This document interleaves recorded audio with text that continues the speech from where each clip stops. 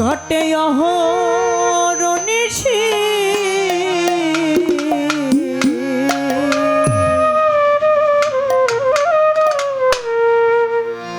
দয়াল আমারে রাখবেন গুরু তোমার ওই চরণ দাসী।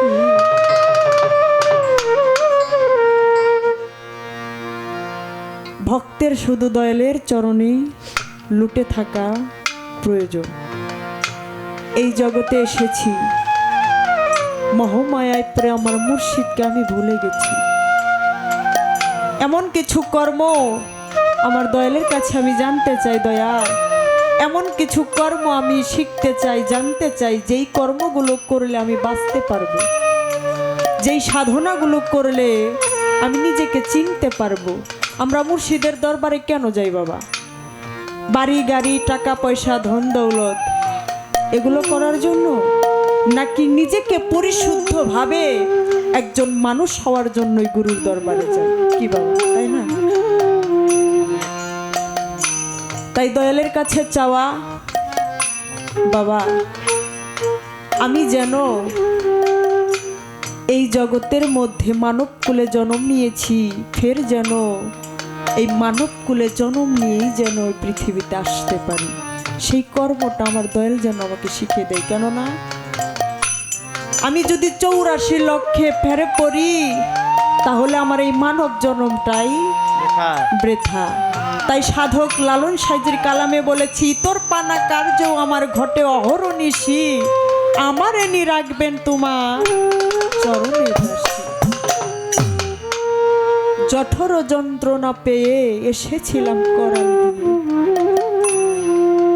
আবার সেই সকল রহিলাম ভুলে এই ভবেতে আসি।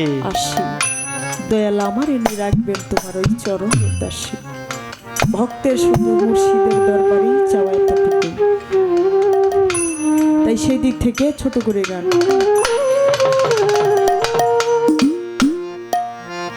ওরে তোর পানা কার্য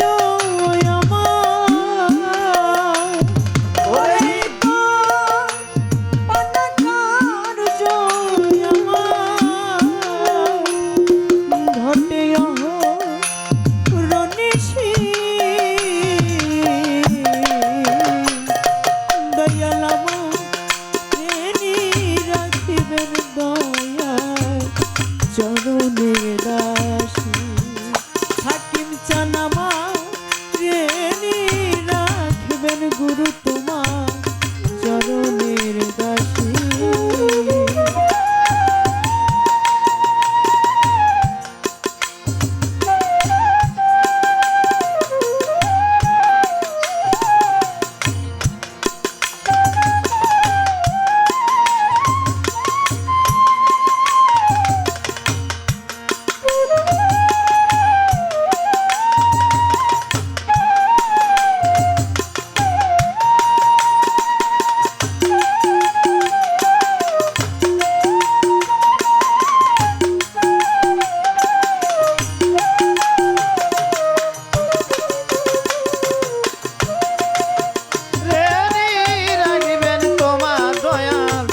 চরণের দাসী ও গুরু আমার রেনি রাখবেন তোমার ওই চরণের দাসী। দয়াল জঠর যন্ত্রণা পেয়ে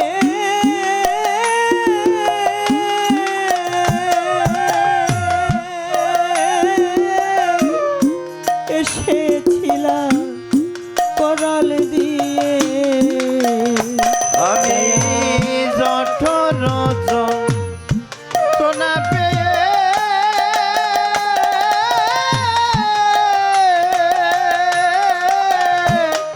এসেছিলাম করাল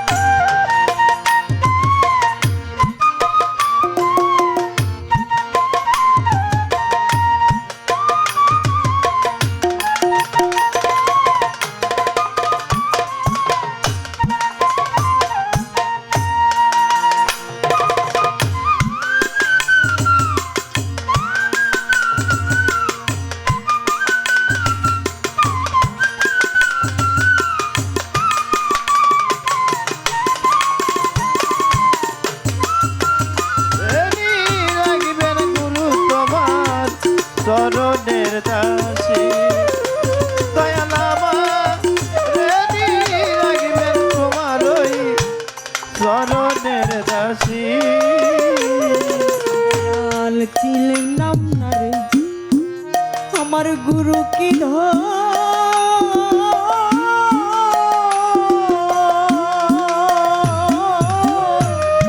করলাম না তার সেবা সাধন চিনলাম না রে গুরু কি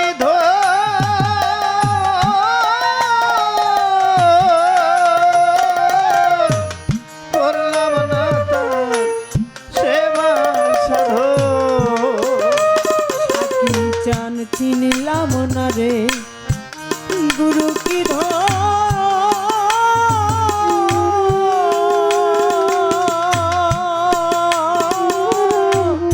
করলাম না তার সেবা সাধন আমার ঘুরতে বুঝি হলো রে মন ওরে ঘুরতে বুঝি হলো রে মন। আমার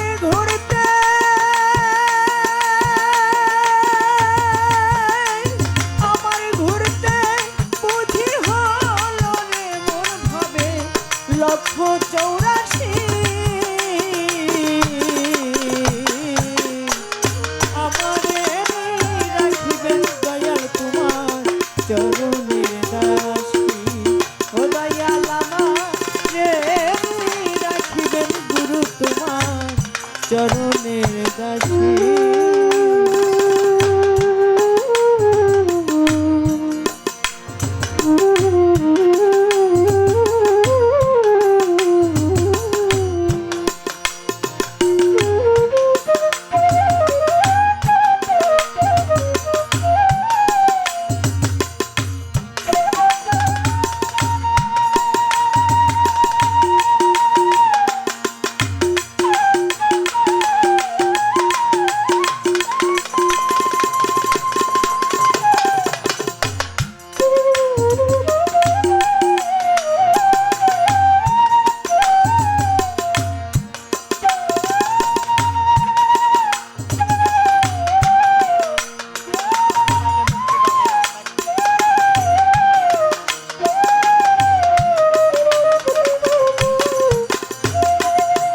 রেডি রাখবেন গুরু তোমার চরণের দাসী ও গুরু আমার রেডি রাখবেন তোমার ওই চরণের দাসী দয়াল গুরু যাহা হই গো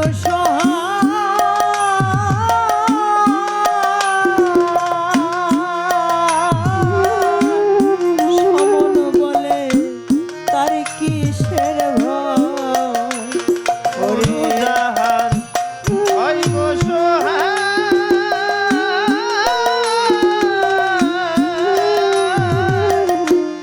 সমন বলে তার কি ভয়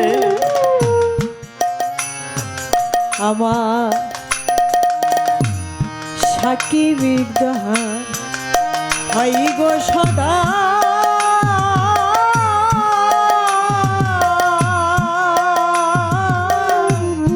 সমন বলে তার কিসের ভয়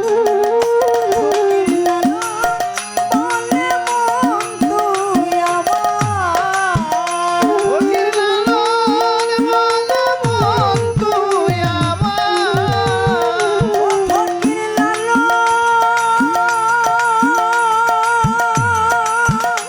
ফকির লালন বলে মন তুই আমার করিলি দোষী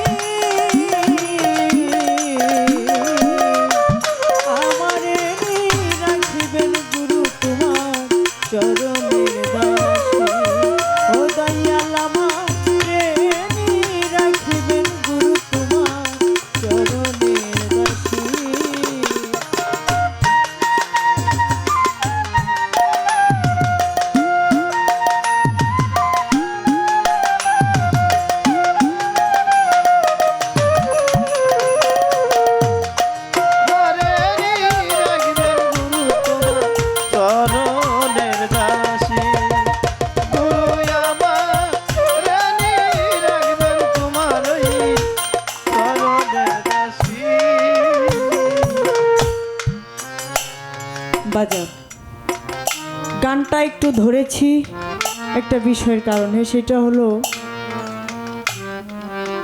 আমার বাজার অত্যন্ত সুন্দর করে যেই কথাগুলো আমার কাছে রেখেছে এবং আমি যাহা কথা রেখেছিলাম সুন্দর করে মীমাংসা করেছে। আমরা আছদ পাথর কাবা সব কিছুই চিনেছি, তাই না বাবা? তো এবার আসি মূল যেই ভক্ত, আমাকে রাখা হয়েছে ভক্তের ভূমিকাতে। ভক্তের তো কোনো চাওয়া পাওয়া থাকে না। সাইজি বলেছে নিতর পানা কার্য আমার ঘটে অহরনিশি, আমার এনি রাখবেন দয়াল তোমার চরণের দাসী। জঠর যন্ত্রণা পেয়ে এসেছিলাম এইভাবে করাল দিয়ে, আবার সেই সকল রহিলাম ভুলে এই ভবেতে আসি। চিনলাম না রে আমার গুরু কি ধর, করলাম না তার সেবা সাধন। আমার ঘুরতে বুঝি হলো রে মন ভবে 184। আমি আমার মুর্শিদকে যদি না চিনতে পারি বাবা, তাহলে আমি আমার আল্লাহকেও চিনতে পারবো না। কারণ আমি আমাকে যদি চিনতে পারি তাহলে আমার মুর্শিদকে আমি চিনতে পারবো, আর আমার মুর্শিদকে যদি আমি চিনতে পারি তাহলে আমার মাওলাকেও আমি চিনতে পারবো। এই যে চরণের কথা বলা হয়েছে দয়াল, কোন চরণ ভজলে দয়াল আমি মুক্তি পাবো? কারণ চরণ তো অনেক প্রকার আছে, তাই না বাবা? তো আমি কোন চরণ ভজলে আমার মুর্শিদকে আমি পাবো, আমি মুক্তি পাবো? এখানে বলা হয়েছে, আমার বাজান আমাকে বলেছেন এই যে ভক্ত, আসলে ভক্ত গুরুকে কোন জায়গায় রাখে। আমার আল্লাহ পাক কোরআনের মধ্যে বলেছেন কুলবে মুমিন আর সে আল্লাহ,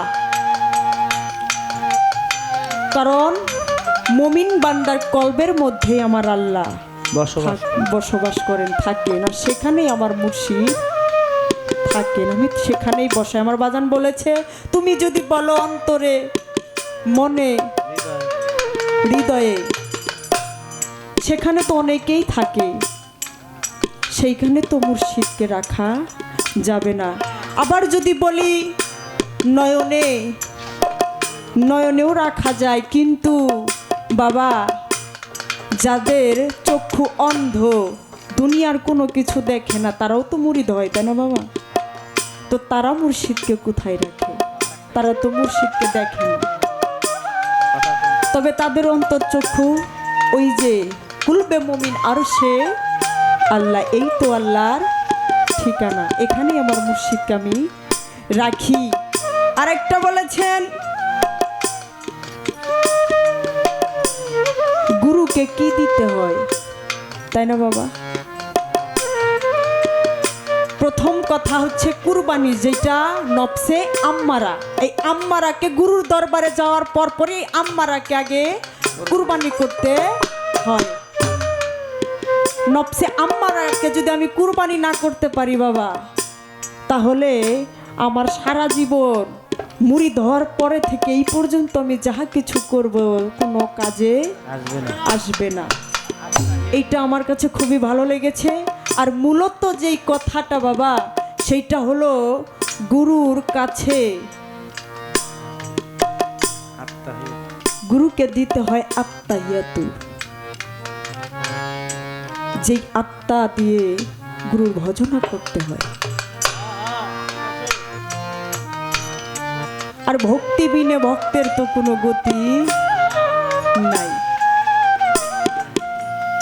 আরেকটি কথা রাখতে চাই বাবা, আমি সাধনা ভজনা কোনো কিছুই করতে পারি না, আমার মধ্যে রিপু আছে, যেই রিপু আমাকে আমার মুর্শিদের ভজনা করতে গেলে, সাধনা করতে গেলে সে আমাকে বাধা দেয়, বাধ্য করে যে তুমি ওই রাস্তায় যাও না। তাকে আমি কিভাবে বাধ্য করব?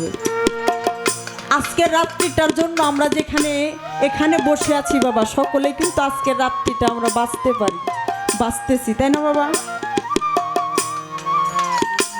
আজকের রাত্রিটা এই যে আমরা এখানে বসে আছি, এটা হচ্ছে আমাদের বাঁচার একটা রাস্তা। কারণ হিন্দু শাস্ত্রে একজন লোক ছিল, নাম তার সুগ্রীব, গুরু হচ্ছে গিরিধারী।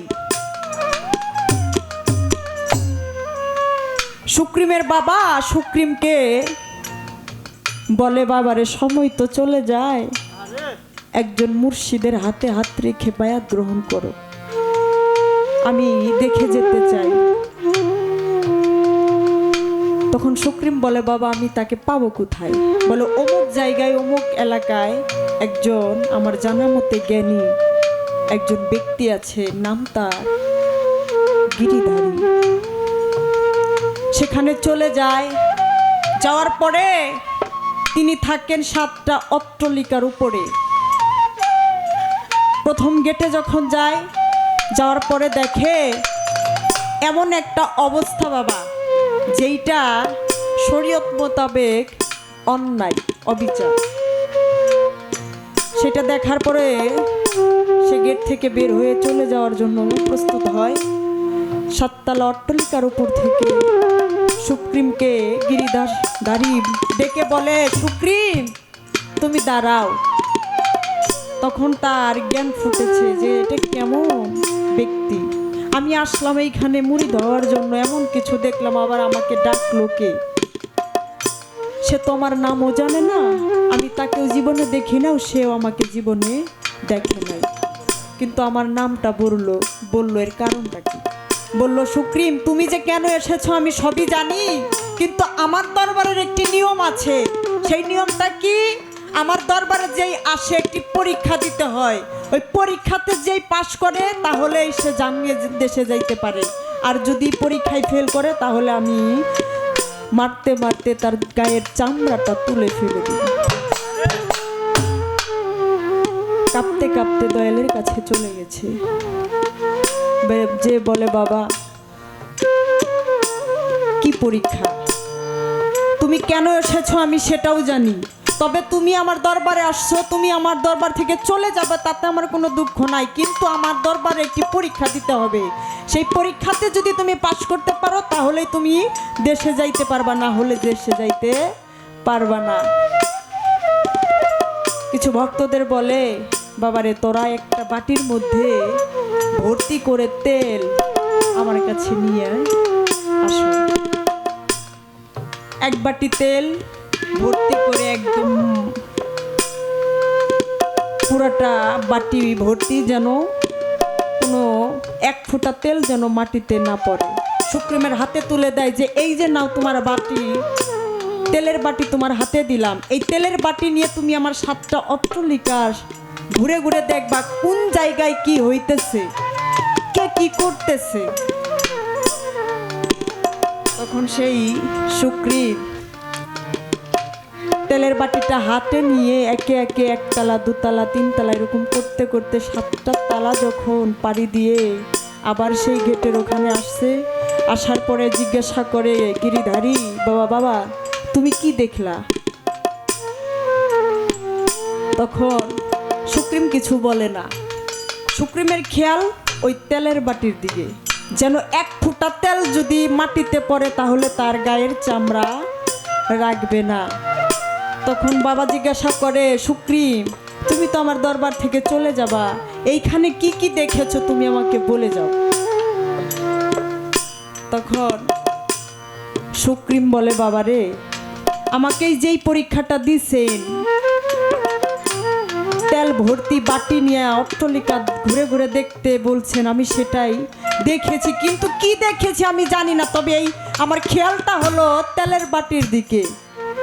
ঠিক তেমন আমাদের এই মানব দেহের মধ্যে একটা তেলের বাটি আমার আল্লাহ পাক সেট করে দিছে, যেটা অহরহ পড়তেছে, সেইটা যেন আর না পড়ে সাধনা ভজনা আমি কেমনে করব, কিভাবে করব, এখান থেকে দয়ালের কাছে ছোট করে আমি কথা রাখলাম, এই তেলটা যেন আমার না পরে যত দুনিয়া ঘুরিয়ে বেড়াই না কেন আমার ওই তেলের বাটি যেন ঠিক থাকে, এটা দয়ালের কাছে আমি আজকে জানতে চাই। ধন্যবাদ। তোর পানাকার দয়া আমার ঘটে অহরনিশি। আমার নিরাগবেন গুরু তোমার চরণের দাসী। ও দয়াল আমার নিরাগবেন তোমার ওই চরণের দাসী। দয়াল গুরু যাহা হাই গো সহায়,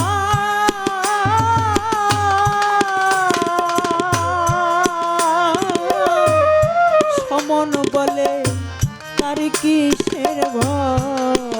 এই গুরু যাহার হয় গো সহায়,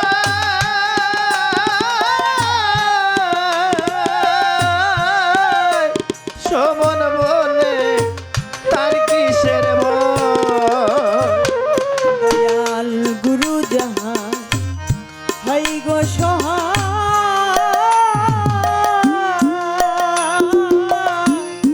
সমন বলে তার কিসের লালন বলে মন তুই আমার, ফকির লালন বলে মন তুই আমার।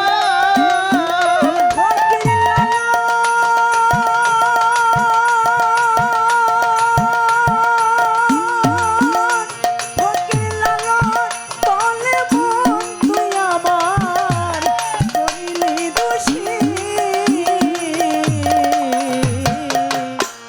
আমারে রাখিবেন গুরু তোমার চরণের দাসী। ও দয়াল আমার রাখবেন গুরু তোমার চরণের দাসী। গুরু আমার রাখবেন তোমার ওই চরণের দাসী। ওরে তোর পানাকার জয় আমার, ওরে তোর পানাকার দয়া আমার।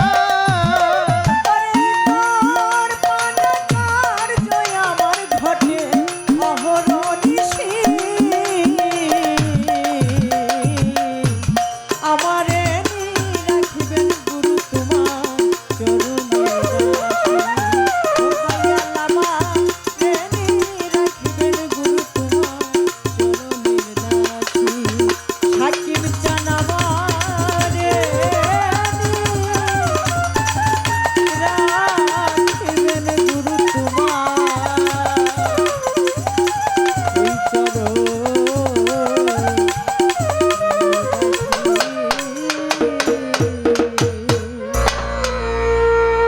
কি বাবা খারাপ